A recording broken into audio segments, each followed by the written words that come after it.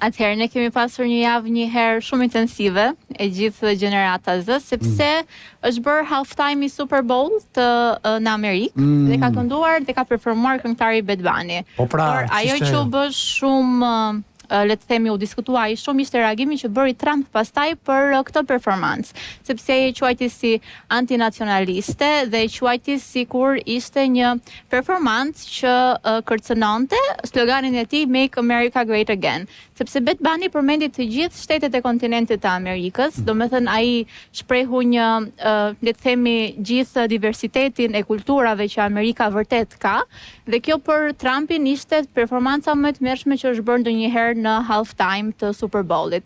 Dhe çfarë ishte shumë interesante ishte dhe fakti që ai veshi një jelek antiplumb Bad Bunny, domethënë gjithë situata dhe tensioni politik e detyroi që të vishte dhe atë një jelek antiplumb që të mbrohej ndoshta nga një sulm që mund të vinte, sepse vërtet Trump nuk e simpatizon as pak edhe është pak shumë e tensionuar e gjithë situata. Por këtë ka ngëluar të gjithë rrjetet sociale, sepse ishte edhe një nga performancat që kishte shikueshmërinë më të madhe në gjithë historinë e të gjithë kësaj loje.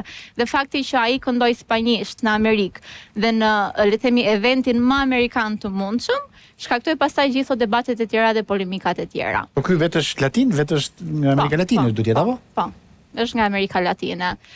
Dhe një aktualitet tjetër pak më ndryshe për Shqipërinë. Çfarë po vihet re është se duket sikur Shqipëria vërtet po refuzon që të afrohet me të ardhmen, sepse kemi një rrallim të madh të numrit të lindjeve në Shqipëri.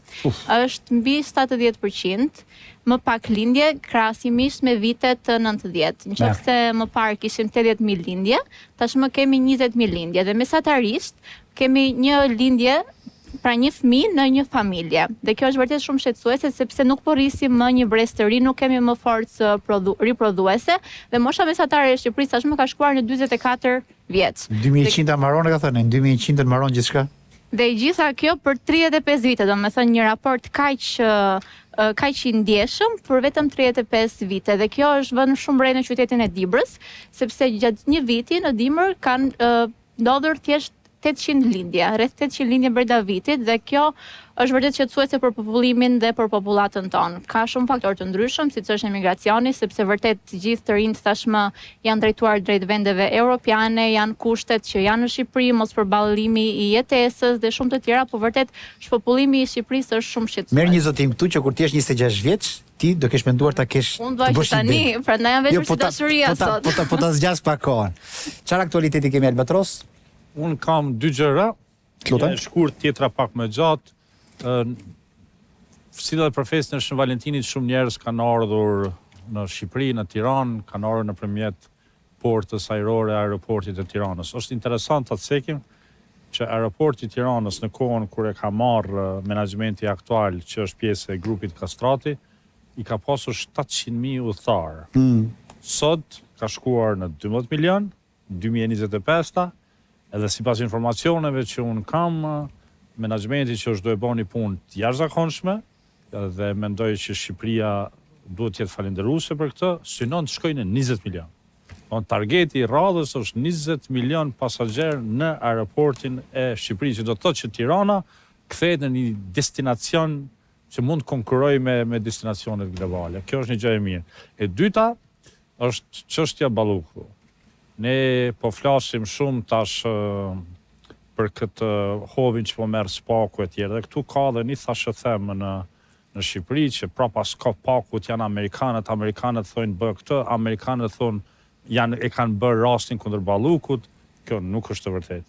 Nuk ka asgjë të vërtetë në këtë pikë, domethënë që ka një komplot prej anës tjetër të Atlantikut, që ati ka shku ati prokurorit si e ka jemin Prenqi, dhe ati prapa Prenqit qëndron Amerika, dhe Amerika tash po thot merrot me Ballukun. Kjo prall me mret. Edhe shka është më e keqja, njerëz për vetë mrena spakut, i hedhin këto thashëtheme, sepse dëshirojnë që të kapin majat e famës, të bëhen interesant, edhe fare nuk e kanë breng, se kështu dhe damtojnë kredibilitetin e institucionit, sepse shqiptarët, ne jemi popull i vujtur edhe duam që njerëzit të dënohen për të këqijat që ja kanë bërë këtij populli, por ne nuk dojmë show, nuk dojmë performancë. Ne dojmë që njerëzit vërtet të dënohen, që ato procese të jenë të sigurta, dhe jo t'i marrin njerëzit në burg atje, pastaj shohim çka po bëhet. Pastaj është ana tjetër, ne po dëgjojmë Tiranë dhe storie nga më të ndryshme për faktin se si rrjedh informacioni nga vetë SPAK-u dhe nga BKH-ja. Si ishte ky rast i fundit që u nis BKH-ja për atë aksionin dhe ata kishin marrë informacion që po vjen BKH-ja. Domethënë edhe aty është fut krimbi, dhe aty është fut ideja që me lekë zgjidh punën, do ndalin dosjet, dalin informacionet. Tash ne i kemi kriju këtë strukturë që duhet kujdeset për pastërtinë, ata janë rojtarët, por duhet parashtru pyetjen kush po i ruan rojtarët. Domethënë se ata kanë marrë idenë që janë shtet për shtet. Edhe kjo është shumë gabim dhe viktima e radhës të menimin tim të kësaj gjëje, jo është zonja Balluku, jo për procesin, por faktin që qëllimshëm po përhapen këto thashëtheme, zonja ka pas takime, para se që të... Pra s'është Amerika mbrapa SPAK-ut? Para se që të thirrej Zoja Balluku në SPAK për mjo pandej akt akuza, 1 ditë përpara, 2 ditë përpara, ajo ka pasur kërkesën që të ketë takim me Mark Fleming. Është ai zyrtari që i ka ardhur dhe i ka taku SPAK-un. Domethënë, ka pas në agjendë të takohet me Mark Fleming. Sikur amerikanët ishin pjesë e kësaj loje, ata nuk doja kërkonin takimin.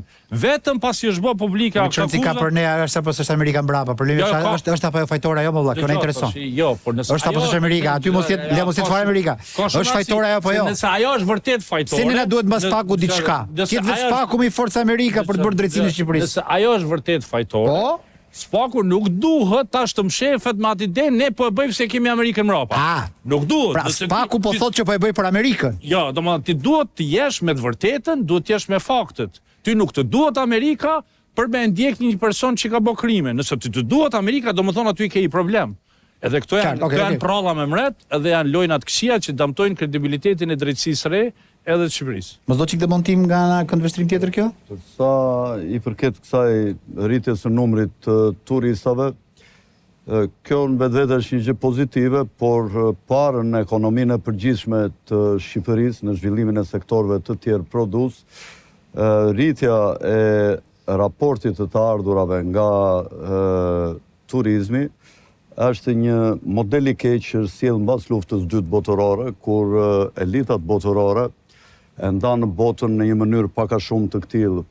Kina do të ishte fabrika ku do të prodhoheshin dhe do punonin punëtorët me mëditje, me rroga të ulta. Po. Japonia do të ishte banga që do të mbante normat e ulta të interesit për në Kinë, bangat japoneze të cilat